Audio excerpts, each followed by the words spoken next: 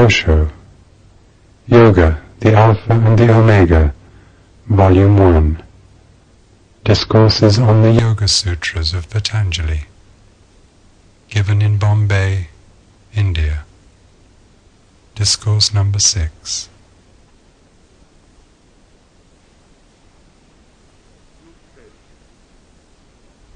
That Patanjali Yoga is an exact science, absolutely logical, in which the result is as certain as 2 plus 2 make 4.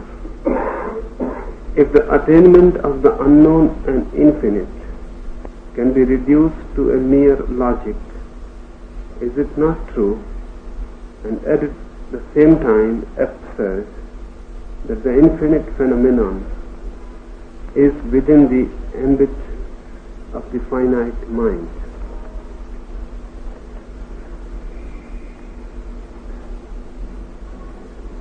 It looks absurd.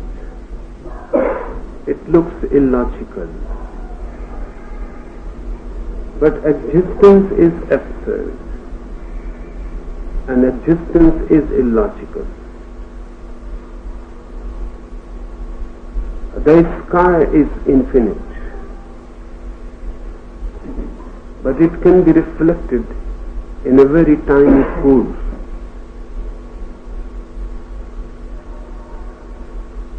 The infinite sky can be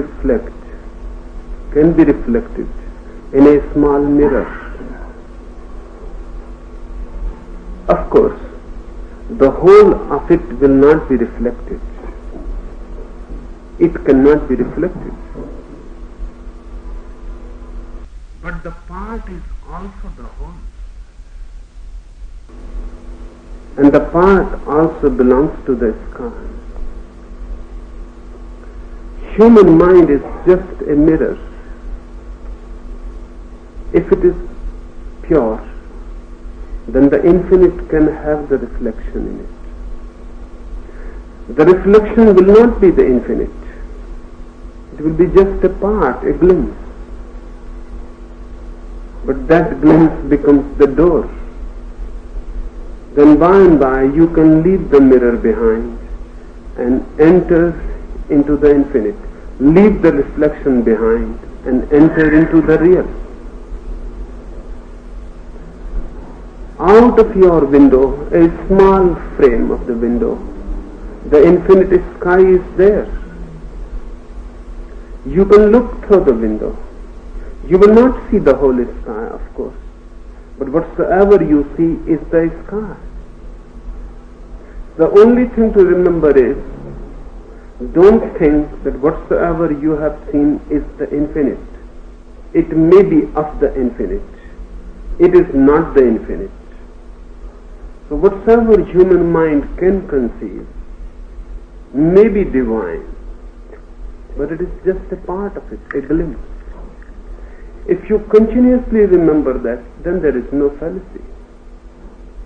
Then by and by destroy the frame.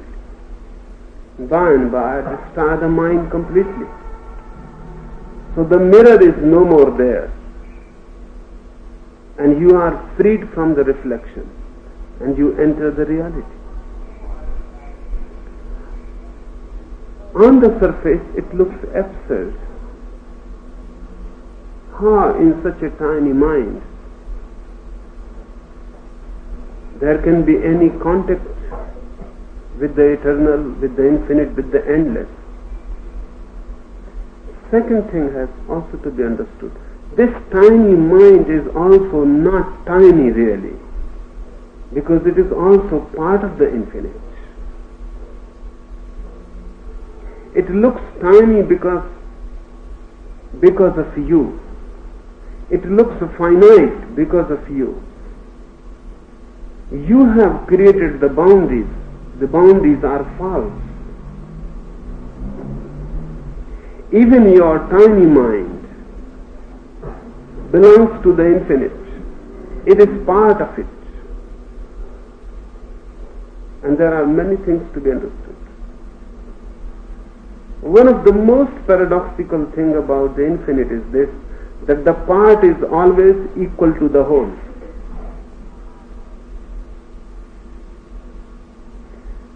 Because you cannot divide the infinite. All divisions are false. It may be utilitarian to divide it. I can say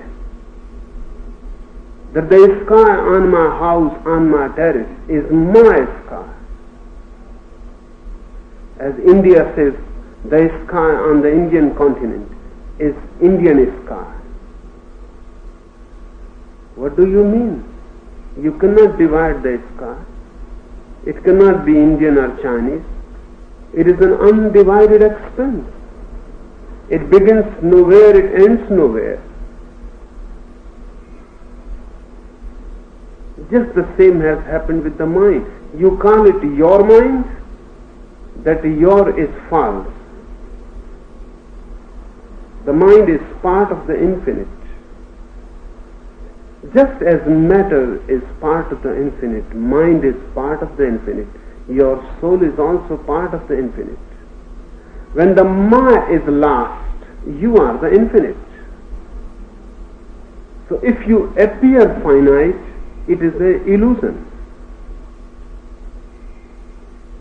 Finiteness is not a reality. Finiteness is just a conception, an illusion. And because of your conception, you are confined in it. And whatsoever you think, you become. Buddha has said, and he was repeating it continuously for 40 years, that whatsoever you think, you become. Thinking makes you whatsoever you are. If you are finite, it is a standpoint that you have taken. Drop this standpoint and you become infinite. And the whole process of yoga is how to drop the frame, how to destroy the mirror, how to move from the reflection to the reality, how to go beyond the boundaries. Boundaries are self-created. They are not really there. They are just thoughts. That's why whenever there is no thought in the mind, you are not. A thoughtless mind is egoless. A thoughtless mind is boundaryless. A thoughtless mind is already the infinite. Even for a single moment, if there is no thought, you are the infinite. Because without thought there can be no boundary. Without thought you disappear and the divine descends. To be in thought is to be human. To be below thought is to be animal. To be beyond thought is to be divine.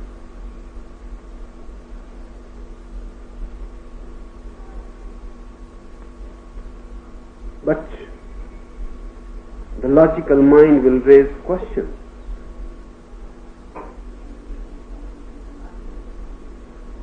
The logical mind will say how the part can be equal to the whole. The part must be less than the whole. It cannot be the equal. Ouspensky writes in his one of the few best books of the world, In Tertium Organum, that the part cannot only be the equal to the whole, it can be even greater than the whole. But he calls it a higher mathematics. That mathematics belongs to the Upanishad. In Isavash it is said, you can take out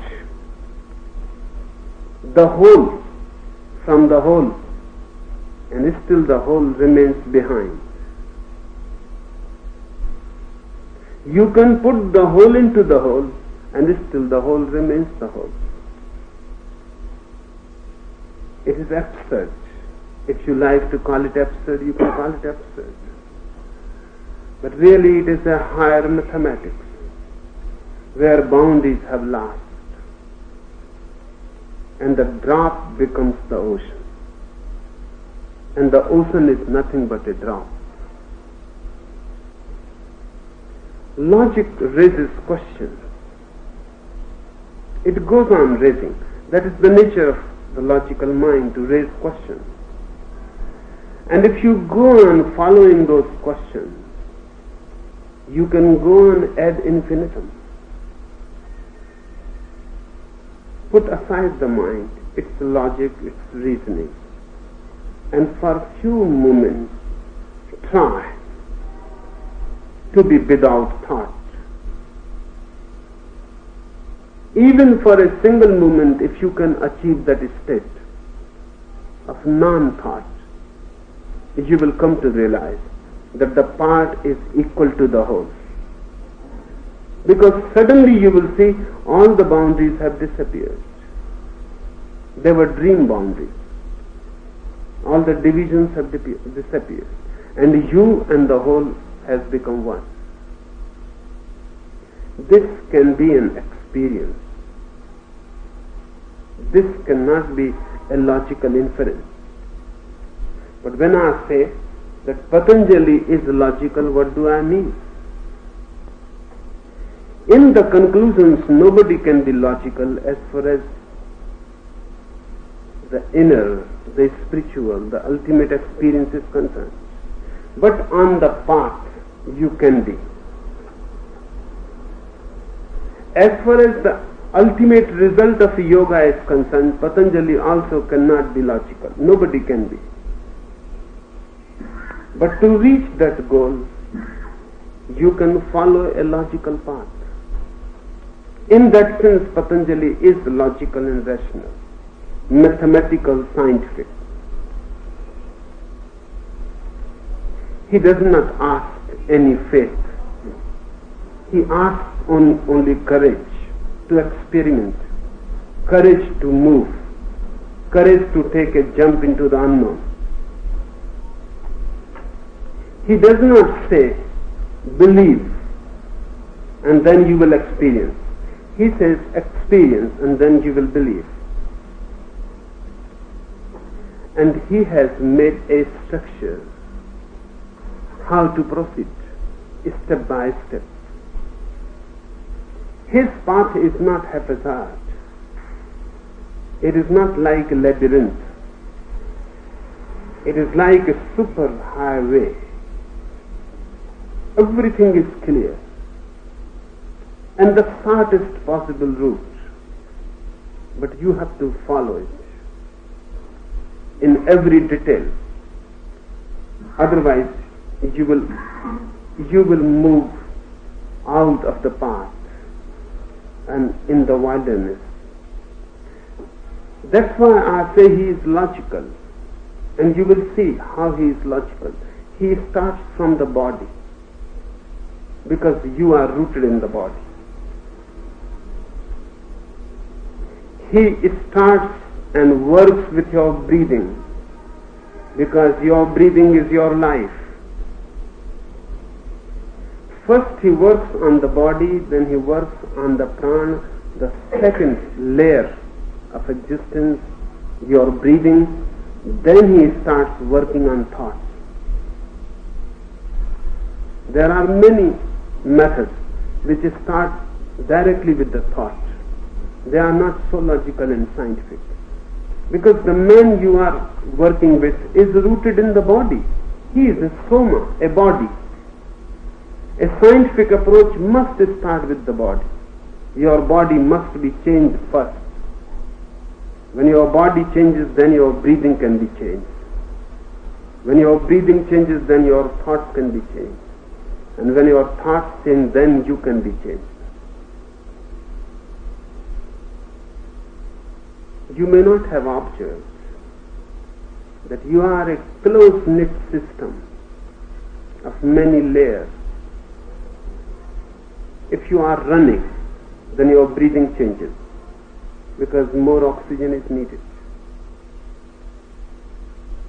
When you are running, your breathing changes, and when your breathing changes, your thoughts immediately change. In Tibet, they say if you are angry, then just run, have 2 or 3 rounds of your house.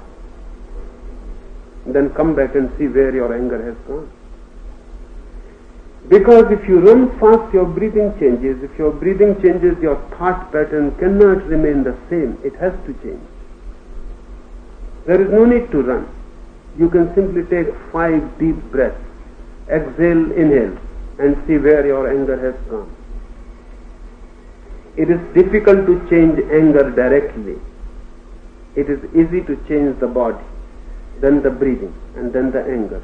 This is a scientific process. That's why I say Patanjali is scientific. Nobody has been so scientific. If you go to Buddha, he will say, drop anger. Patanjali will never say. He will say, if you have anger, that means you have a breathing pattern which helps anger. And unless that breathing pattern is changed, you cannot drop anger. You may do a struggle, but that is not going to help, or it may take a very long time. Unnecessary. So he will watch your breathing pattern, the breathing rhythm. And if you have a certain breathing rhythm, that means you have a certain body posture for it. The grossest is the body, and the subtlest is the mind. Don't start from the subtle, because it will be more difficult. It is vague. You cannot grasp it. Start with the body. That's why Patanjali starts with body posture. You may not have observed, because we are so unalert in life, that whenever you have a certain mood in the mind, you have a certain body posture associated with it. If you are angry, can you sit relaxed? Impossible. If you are angry, your body posture will change. If you are attentive, then your body posture will change. If you are sleepy, your body posture will change.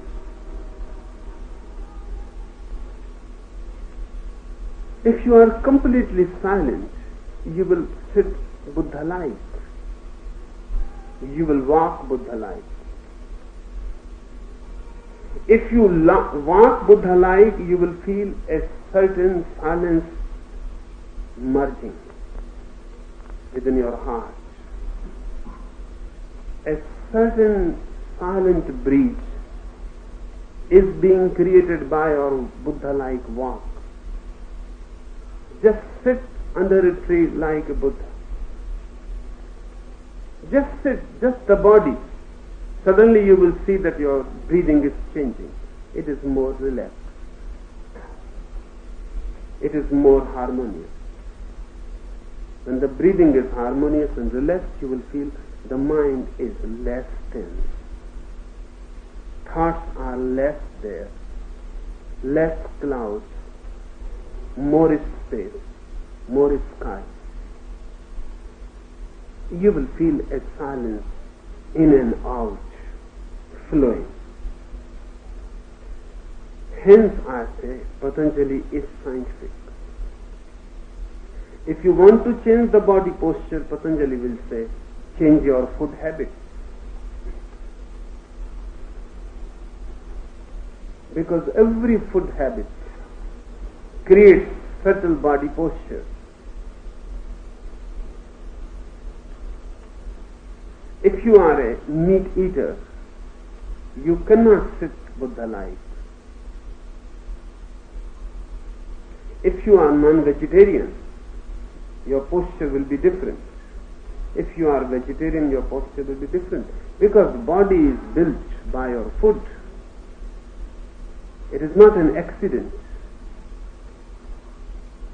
Whatsoever you are putting in the body will reflect it. So, vegetarianism for Patanjali is not a moralist cult, it is a scientific method. When you eat meat, you are not only taking food, you are allowing a certain animal from which the meat has come to enter in you. The meat was part of a particular body. The meat was part of a particular instinct pattern. The meat was the animal just few hours before. And that meat carries all the impressions of the animal, all the habits of the animal. When you are eating meat, your many attitudes will be affected by it. And if you are sensitive, you can become aware that whenever you eat certain things, certain changes immediately come. You can take alcohol, and then you are not the same. Immediately a new personality has come in. Alcohol cannot create a personality, but it changes your body pattern. The body chemistry is changed. With the change of the body chemistry, the mind has to change its pattern. And when the mind changes pattern, a new personality has come in. I have heard one of the oldest Chinese parables, that once it happened, a bottle of a whiskey fell down from a table, just by accident. A cat might have jumped. The bottle was broken, and the whiskey was spilled all over the floor. 3 mice in the night left the whiskey.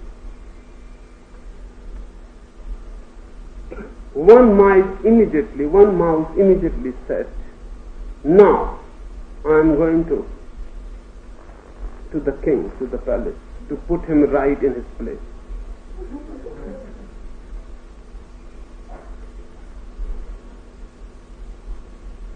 The other said, "I am not worried about king. I am myself going to be the emperor of the whole earth." And the third said, "Do whatsoever you like, you fellows. I am going upstairs to make love to the cat."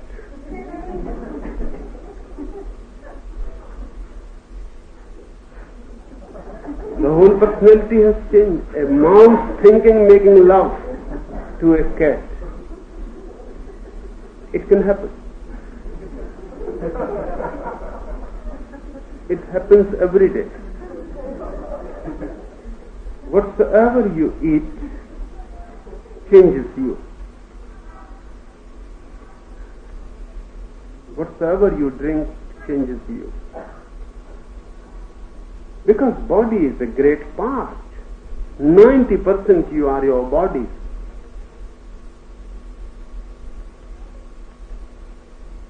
Patanjali is scientific because he takes note of everything. The food, the posture, the way you sleep, the way you get up in the morning, when you get up in the morning, when you go to sleep. He takes note of everything so that your body becomes a situation for something higher. Then he takes note of your breathing.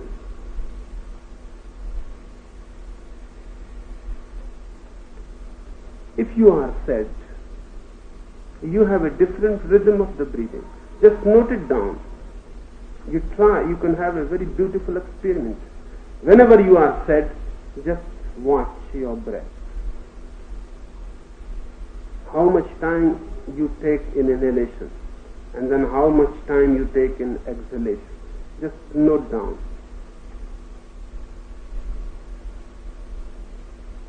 Just count numbers inside. 1, 2, 3, 4, 5. You count to 5 and the inhalation is over. Then you count it comes to 10 and the exhalation is over. Just watch it minutely so you can come to know the ratio. Then whenever you feel happy, immediately try that sad pattern, 5-10, and the happiness will disappear. The reverse is also true. Whenever you feel happy, note it down, how you are breathing. And whenever you feel sad, try that pattern. Immediately sadness will disappear. Because mind cannot exist in a vacuum. It exists in a system. And breathing is the deepest system for the mind. Breath is thought. If you stop breathing, immediately thoughts stop. Try it for a second. Stop the breathing. Immediately there is a breath in the thinking process. The process is broken. Thinking is the visible, invisible part of the visible breathing. That's what I mean when I say Patanjali is scientific. He is not a poet. If he says don't eat meat, he is not saying because eating meat is violence. No. He is saying because eating meat is self-destructive. There are poets who say to be non-violent is beautiful. Patanjali says to be non-violent is to be healthy. To be non-violent is to be selfish. You are not having compassion on somebody else. You are having compassion on yourself.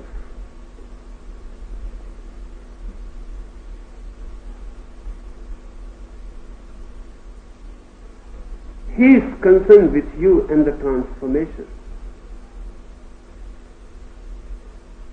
And you cannot change things just by thinking about change. You have to create the situation. Otherwise, all over the world, love has been taught. But love exists nowhere because the situation doesn't exist.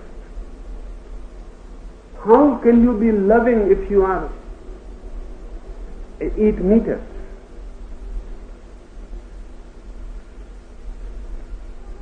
If you are eating meat, the violence is there. And with such a deep violence, how can you be loving? Your love will be just foul, or it may be just a form of hate.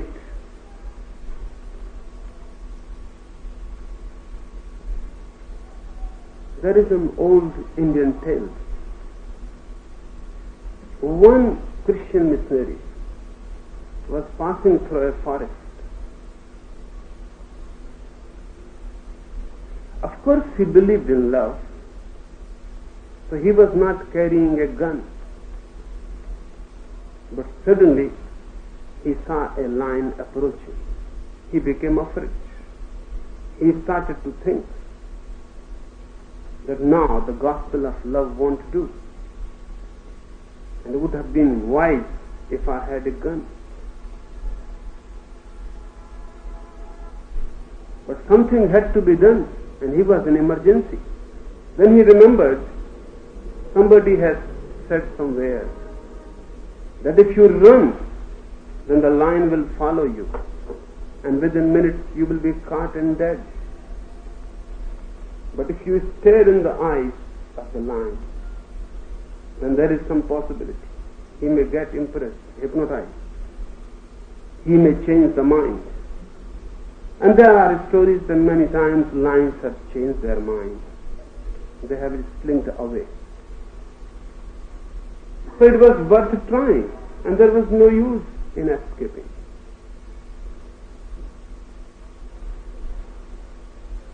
The missionary stared. The lion also came near. He also started staring into the eyes of the missionary. For 5 minutes they were standing face to face, staring into each other's eyes. Then suddenly the missionary saw the miracle. Suddenly the lion put his paws close together and then bent over them in a very prayerful mood, as if he was praying. This was too much. Even the missionary was not expecting so much that a lion should start praying. He was happy, but then he thought, what is to be done now? What I should do? But by that time he was also hypnotized, not only the lion. So he thought it is better to follow the lion. So he also bent over, started praying. 5 minutes again passed. And then the lion opened the eyes and he says, "Man, what are you doing?" "I am saying the grace." "But what are you doing?" The lion was a religious lion, pious, but just in thought. Indeed, he was a lion, and he was going to be a lion. He was going to kill the man. He was saying grace. This is the situation of the whole human phenomena, the whole humanity. Just pious in thought. Indeed, man remains the animal. And this will be always so, unless we don't cling to thought, but create situations in which thoughts change. Patanjali won't say that it is good to be loving. He will help you to create the situation in which love can flower. This is why I say he is scientific.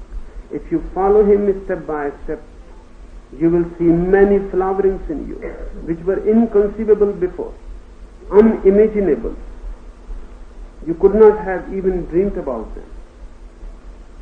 If you change your foot, if you change your body posture, if you change your sleeping patterns, if you change ordinary habits,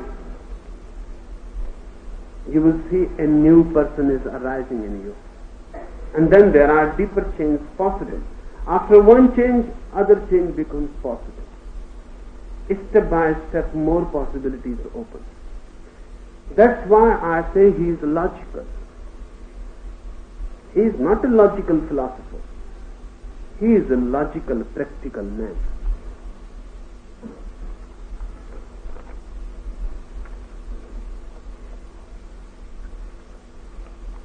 Second question.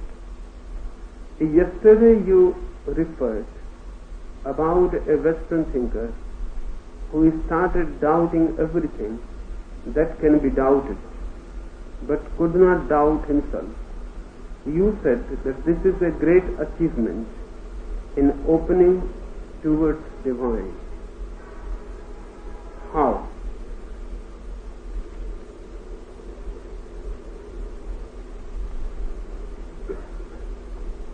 The opening towards higher consciousness means you must have something indubitable with you. That's what trust means. You must have at least one point which you trust, which you cannot doubt even if you want to. That's why I said Descartes came to a point through his logical investigation that we cannot doubt ourselves. I cannot doubt that I am. Because even to say that I doubt, I have to be there. The very assertion that I doubt proves that I am.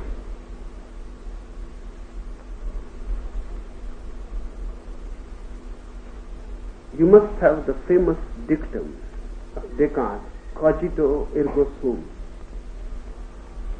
I think, therefore I am. Doubting is thinking. I doubt, therefore I am. But this is just an opening. And Descartes never went beyond this opening. He turned again back. You can come back from the very door.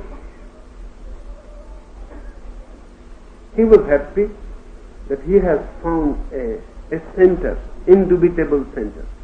And then he started to work out his philosophy.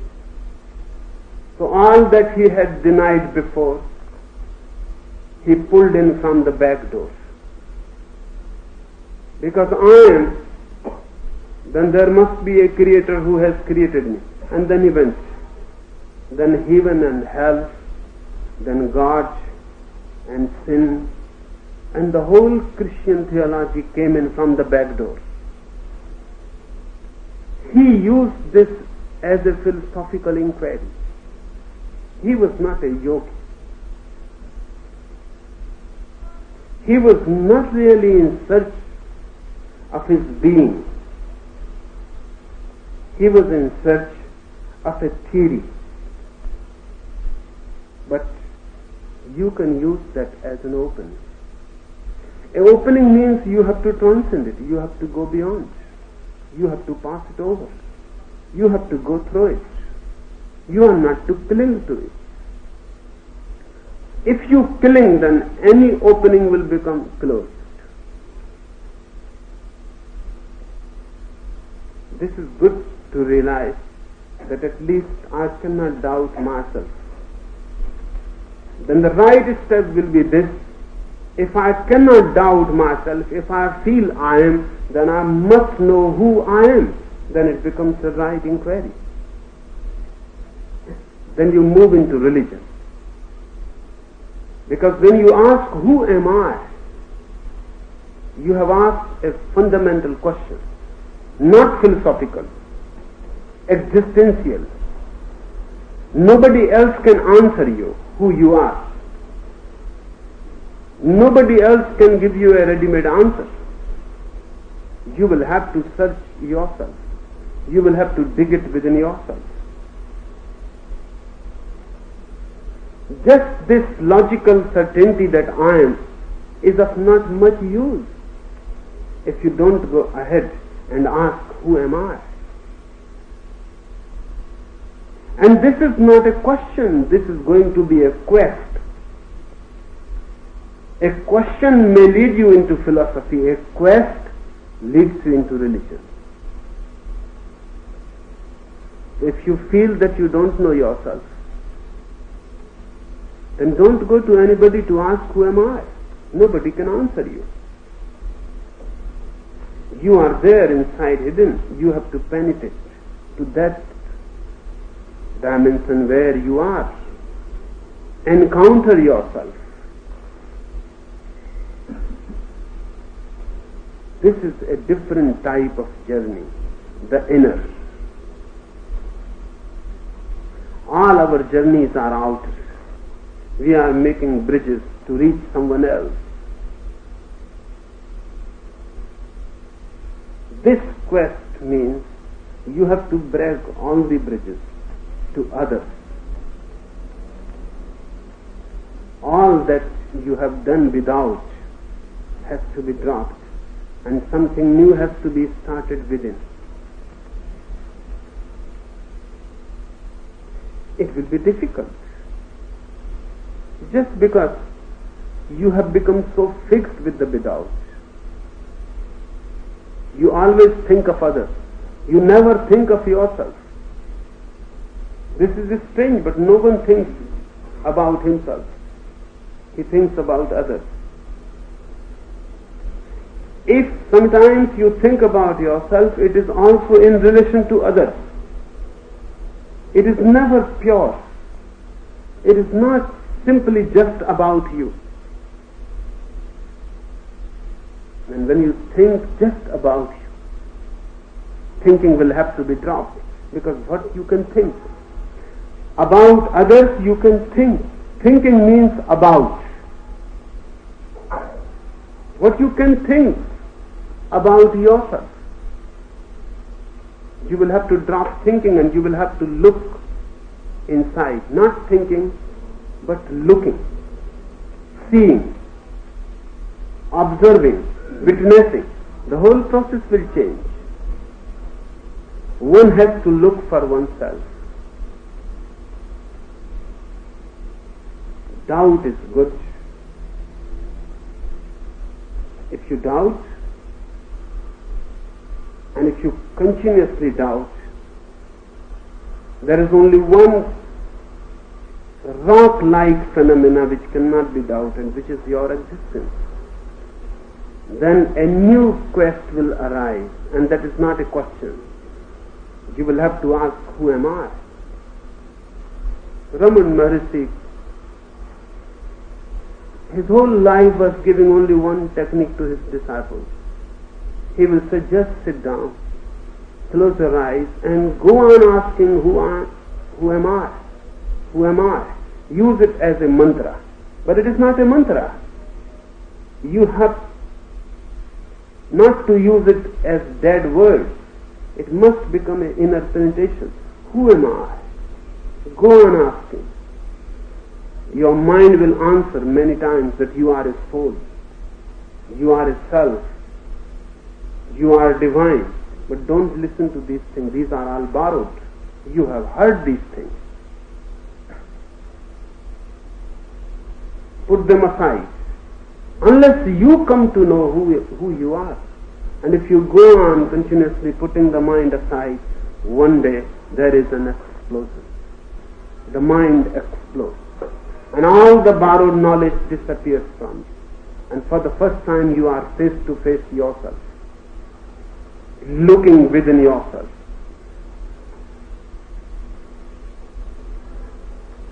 This is the opening.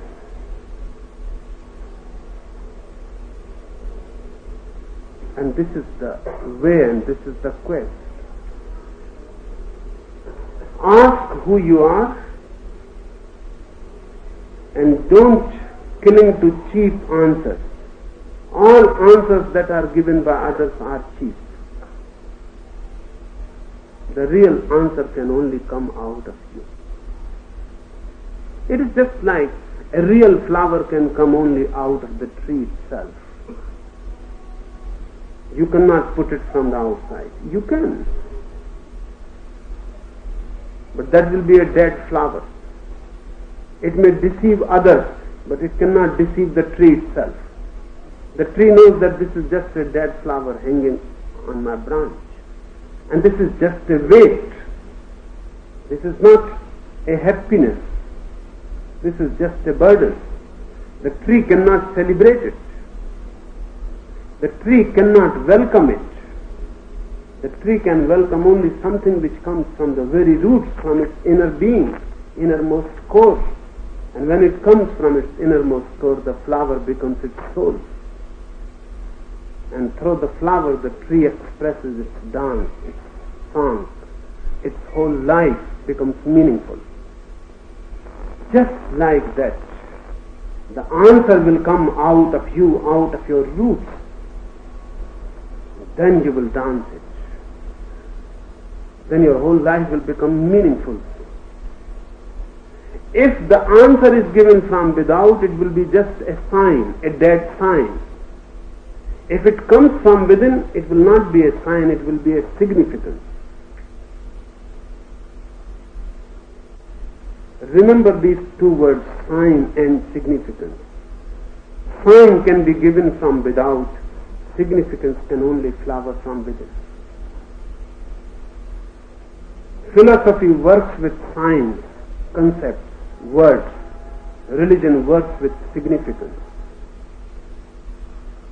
It is not concerned with words and signs and symbols. But that is going to be an arduous journey for yourself, because nobody can help really. And all the helpers are in a way hindrances.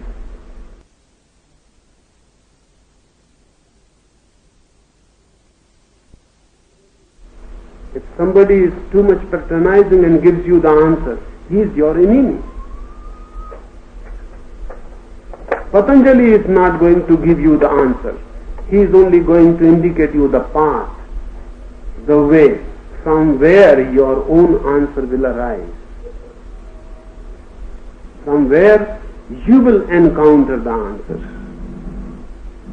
The great masters have given only methods. They have not given the answer. Philosophers have given answers. But Patanjali, Jesus or Buddha, they have not given answers. You ask for answers and they give you methods.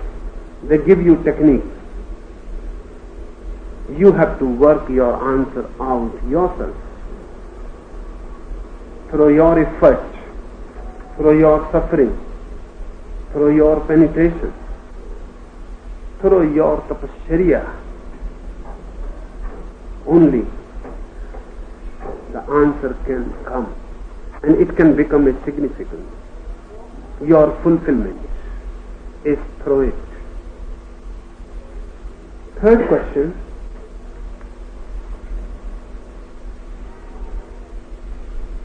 Buddha finally conveyed to Mahakashyap what he could not convey to anybody else through words. In what category of knowledge, direct, inferential, and words of the awakened one, does it come? What was the message?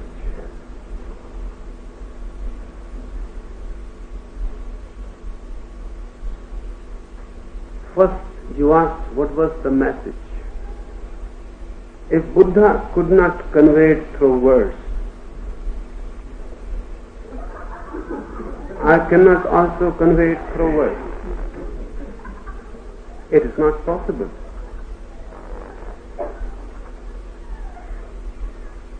I will tell you one anecdote.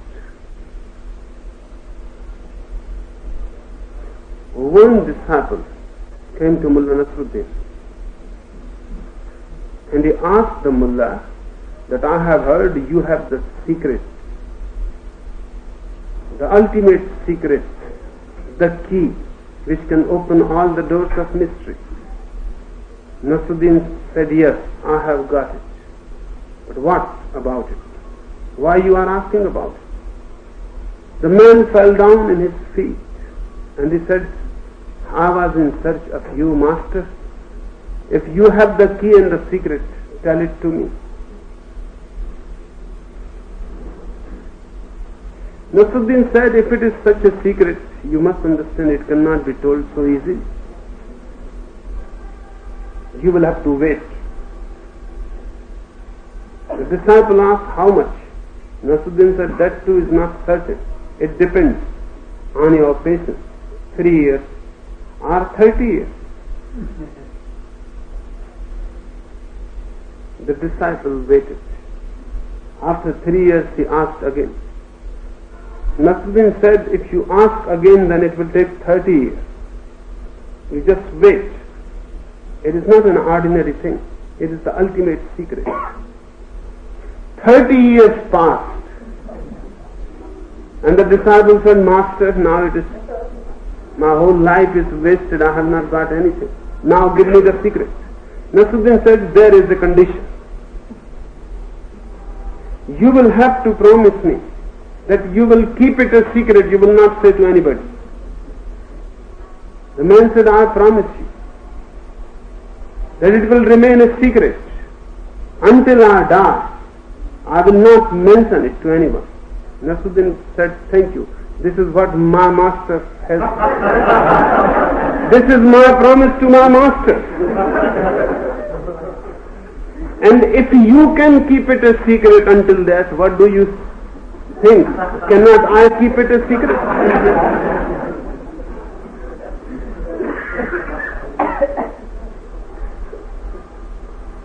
If Buddha was silent, I also can be silent about it.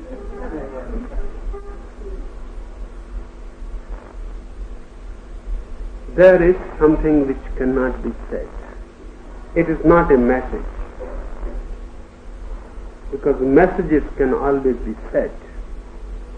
And if they cannot be said, they cannot be messages. A message is something said, something to be said, can be said. Message is always verbal. Buddha has not a message. That's why he couldn't say it. There were 10,000 disciples. Only Mahakashyap got it, because he could understand Buddha's silence. That is the secret of the secret. He could understand the silence. Buddha remained silent under his tree one day morning. When he was really going to give a sermon and everybody was waiting, he remained silent. Then disciples became uneasy. It has never happened before. He will come and he will speak and he will go. But half an hour has passed. The sun has risen. Everybody is feeling hot. There is silence superficially, but everybody is inside uncomfortable, chattering, inside asking why Buddha is silent today. And he sits there under his tree with a flower in his hand and goes on looking at the flower. As if he is not even aware of those 10,000 disciples who have gathered to listen. They have come from very, very far away villages, from all over the country. They have gathered. Then somebody gathers courage and says, why you are not speaking? We are waiting. Buddha is reported to have said that I am saying this half an hour I have been speaking.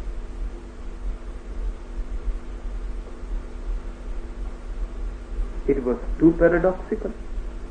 It was patently absurd. He has remained silent. He has not said anything. But to say to Buddha that you are talking absurdities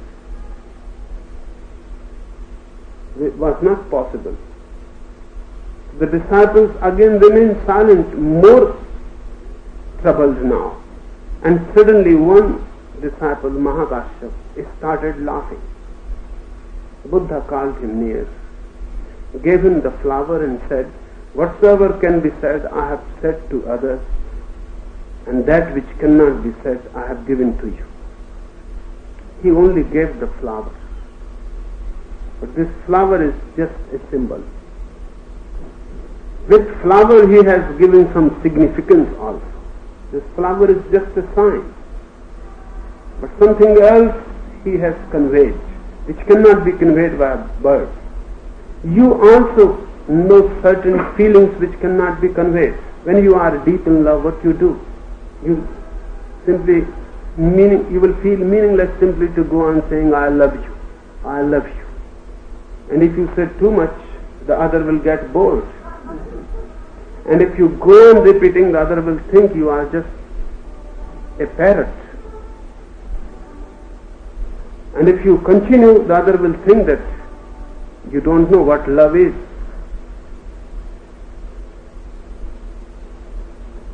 When you feel love, it is meaningless to say that you love. You have to do something significant. It may be a kiss, it may be a hug, it may be just taking the other's hand into your hand, not doing anything. But it is a significance. You are conveying something which cannot be conveyed by words. Buddha conveyed something which cannot be conveyed by words. He gave the flower. It was a gift. That gift is visible. Something invisible is passing with that gift. When you take the hand of your friend in your hand, it is visible. Just taking the hand of your friend in your hand doesn't make much sense. But something else is possible. It is an exchange, some energy, some feeling, something so deep that words cannot express it, is possible. This is a sign. Hand is just a sign. Significance is invisible, it is possible. It is not a message, it is a gift. It is grace. Buddha has given himself. He has not given any message. He has poured himself into Mahakashyapa. And for two reasons, Mahakashyapa became capable of receiving this. One was, he remained totally silent while Buddha was silent.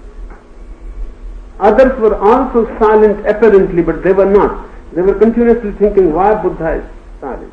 They were looking at each other, making gestures. What has happened to Buddha? Has he gone mad? He has never been so silent. Nobody was silent. Only Mahakashyapa in that great assembly of 10,000 monks was silent. He was not troubled. He was not thinking. Buddha was looking at the flower and Mahakashyapa was looking at Buddha. And you cannot find a greater flower than Buddha. That was the highest flowering of human consciousness. So Buddha went on looking at the flower and Mahakashyapa went on looking at Buddha. Only two persons were not thinking. Buddha was not thinking, he was looking. And Mahakashyapa was not thinking, he was also looking. This was the one thing that made him capable to receive. And the second thing was that he laughed. If silence cannot become celebration, if silence cannot become a laughter, if silence cannot become a dance, if silence cannot become an ecstasy, then it is pathological. Then it will become sadness. Then it will turn into a disease. Then silence will not be alive, it will be dead. You can become silent just by becoming dead, but then you will not receive Buddha's grace. Then the divine cannot descend in you. The divine needs two things, silence and a dancing silence. A silence alive. And he was both in that moment. He was silent, and when everybody was serious, he laughed.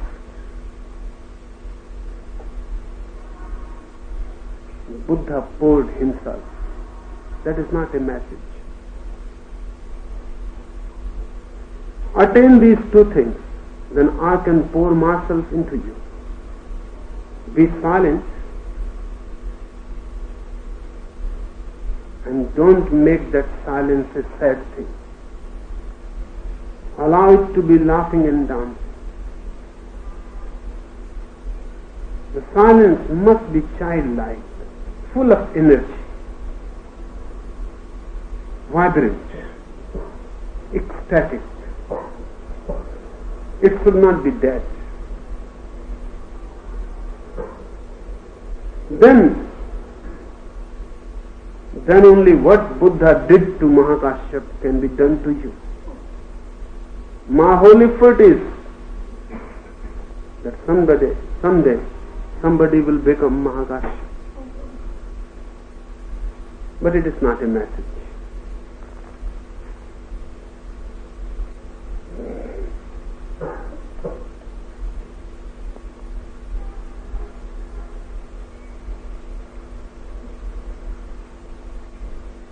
Fourth question.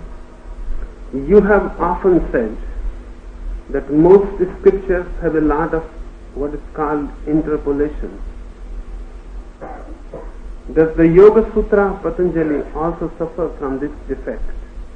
And how will you deal with it? No. Patanjali's Yoga Sutras are absolutely pure. No one has ever interpolated anything in them. There are reasons it cannot be done. First, Patanjali's Yoga Sutras is not a popular scripture. It is not a Gita. It is not a Ramayana. It is not a Bible. Common masses have never been interested in it.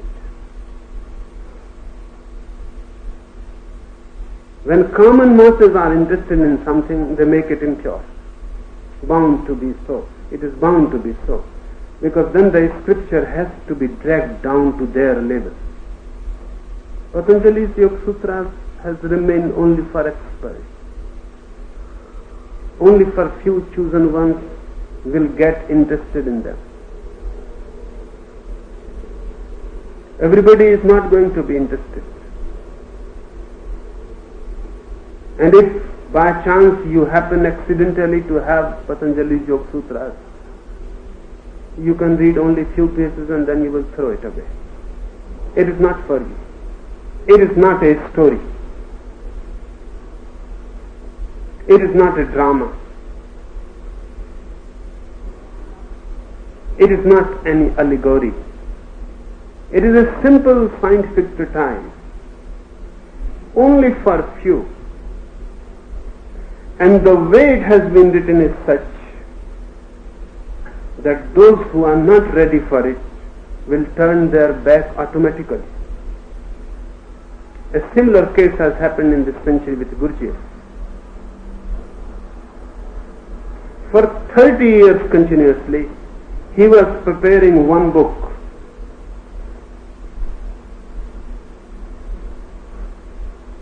A man of the caliber of Gurdjieff can do that work in 3 days. Even 3 days may be more than enough. Lao Tse had done it. In 3 days, the whole Tao Te Ching was written. Gurdjieff can do it in 3 days. There is no difficulty. But for 30 years, he was writing his first book. And what he was doing, he will write one chapter and then he will allow it to be read before his disciples. Disciples will be listening to the chapter and he will be looking to the disciples. If they can understand, he will change it. That was the condition. If they can understand, he will change it. If he sees that they are following it, then it is wrong. Continuously for 30 years, every chapter was read 1,001 times. And every time he was watching. When the book became completely impossible, that no one can read and understand it, even a very intelligent person will have to read it at least 7 times. Then glimpses of meaning will start coming. And that too will be just glimpses. If he wants to penetrate more, then he will have to practice whatsoever he has said. And through practice, meanings will become clear. And it will take at least one's whole life to come to the total understanding what he has written. This type of book cannot be interpolated. Really, his first book is said, it is said that very few people have read it completely. It is difficult. 1,000 pages. So when the first edition was published, he published it with a condition.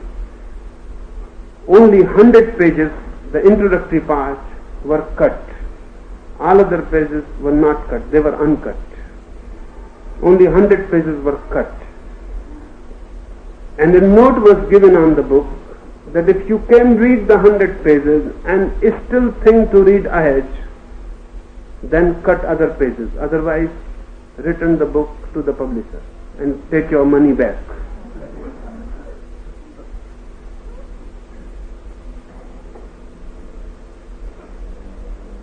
It is said that there are very few people alive who have read the whole book completely. It is written in such a way that you will get fed up. Reading 20-25 pages, it is enough. And this man seems to be mad. These are sutras, Patanjali's sutras. Everything has been condensed in a seed. Somebody was asking me that Patanjali has condensed sutras. Just the other day, somebody came and asked me, and you speak so much on those sutras. I have to, because he has made a tree a seed, and I have to make the seed again a tree.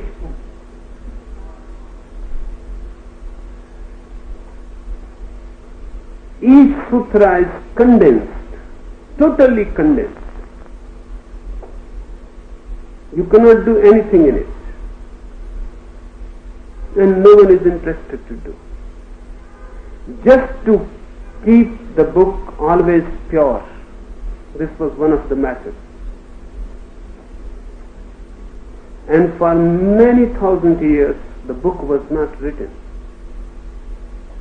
It was just memorized by disciples. It was given from one to other, just as a memory. It was not written, so nobody can do anything to it. It was a sacred memory, preserved. And even when the book was written, it was written in such a way that if you put something in it, it will be found immediately. Unless a person of the caliber of Patanjali tries that, you cannot do it. Just think, if you have one Einstein formula, what can you do to it? If you do anything, it will be immediately caught. Unless a mind like Einstein tries to play with it, you cannot do anything. The formula is complete. Nothing can be added. Nothing can be deleted. In itself, it is a unit. Whatsoever you do, you will be caught. These are seed formulas. If you add a single word, anyone who is working on the path of yoga will immediately come to know that this is wrong. I will tell you one anecdote. It happened just in this century. One of the greatest poets of India, Rabindranath Tagore, translated his own book Gitanjali from Bengali to English. He himself translated it. And then he was a little hesitant whether the translation is okay or not. So he asked C.F. Andrews, one of the friends and disciples of Mahatma Gandhi, that just go through it, how the translation has come to be. C.F. Andrews was not a poet, but he was an Englishman, well educated, knowing the language, the grammar and everything, but he was not a poet. So on 4 spots, on 4 points, he told Rabindranath to change certain words. They are ungrammatical, and English people will not follow them.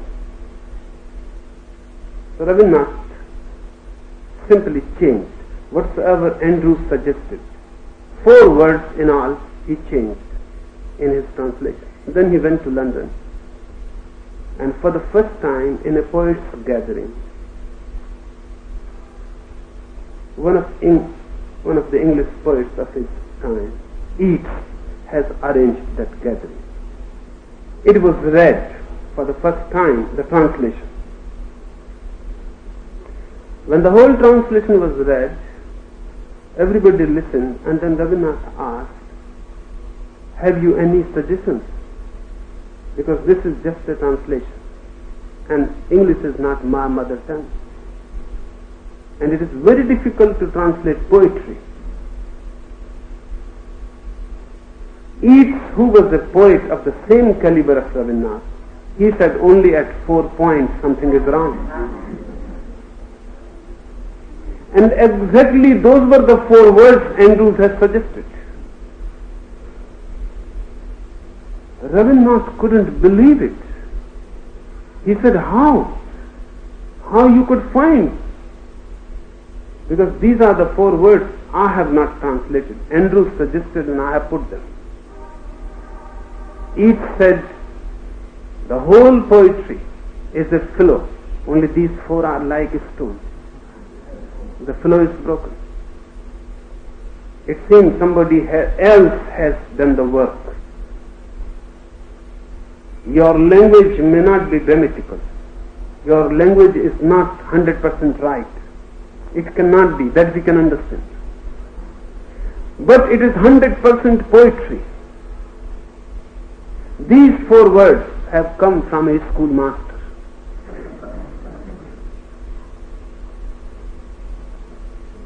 Grammar has become right, but poetry has gone wrong. With Patanjali you cannot do anything. Anyone who is working on yoga will find it immediately. That someone else who doesn't know anything has interpolated something. There are very few books which are still pure, and the purity has been retained. This is one of them. Nothing has been changed. Not a single word. Nothing has been added. It is as Patanjali meant it to be. This is a work of an objective art.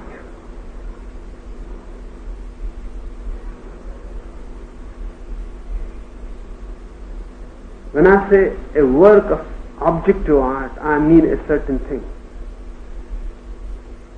Every precaution has been taken. While these sutras were condensed, every precaution has been taken so that they cannot be destroyed. They have been constructed in such a way anything foreign element will become a jarring note.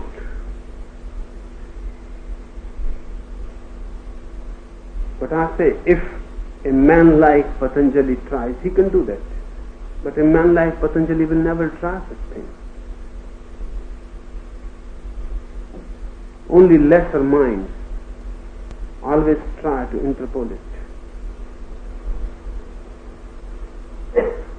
And lesser minds can try that, and the thing can continue interpolated only when it becomes a mass thing. Masses are not aware, cannot be aware. Only Yeats became aware that something is wrong. There were many others present in the gathering, no one was aware.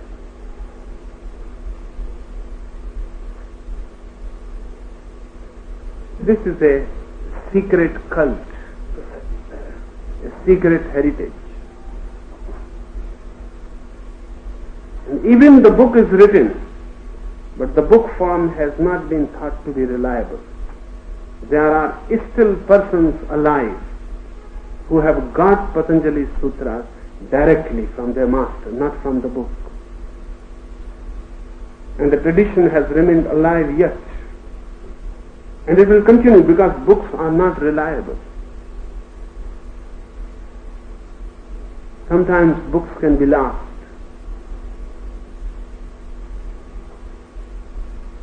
many things can go wrong with books. So a secret tradition is there. And that tradition has been maintained. And continuously those who know through words of their master, they go on checking whether in the book form there is something wrong or something has been changed. This has not been maintained for other scriptures. The Bible is too much interpolation, that if Jesus comes back, he will not be able to understand what has happened, how these things have come in. Because for 200 years when Jesus died, after 200 years, for the first time the Bible was recorded. In these 200 years many things disappeared. Even his disciples have different stories to tell. Buddha died after 500 years after his death. His words were recorded. There are many schools, many scriptures, and no one can say which is true and which is false. But Buddha was talking to the masses. So he is not condensed like Patanjali. He was talking to the masses, to the ordinary common people. He was elaborating things in details. In those details many things can be put, many things can be deleted, and no one will become aware that something has been done. But Patanjali was not talking to the masses. He was talking to a very select few, a group of very few persons, just like Gurdjieff. Gurdjieff never talked before the masses. A very selected group of his disciples was able to listen to him, and that too with many conditions. No meeting was ever declared before. If he was going to talk this night 8:30, near about 8 you will get the indication that somewhere Gurdjieff is going to talk, and you have to reach immediately, because 8:30 the doors will be closed. And these 30 minutes were never enough. And when you reach, you may find that he has cancelled. Next day again. Once he cancelled for 7 days continuously. The first day 400 people had come. The last day only 14. By and by they got discouraged. And then it seemed impossible that he is going to talk. The last day only 14 people. When he looked, he said, no, the right amount of people is left.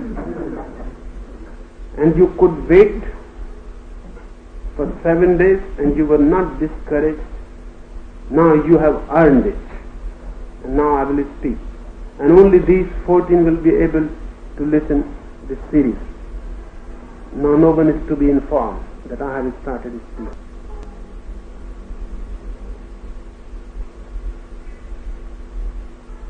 This type of work is different. Patanjali worked with a very close circle. That's why no religion has come out of it, no organization. Patanjali has no sect.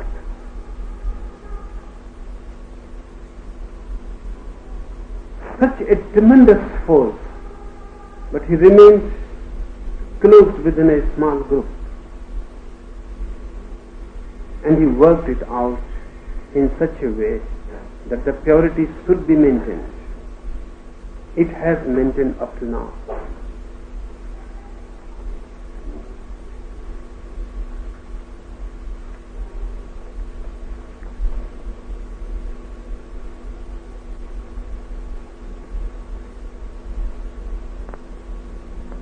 The last question,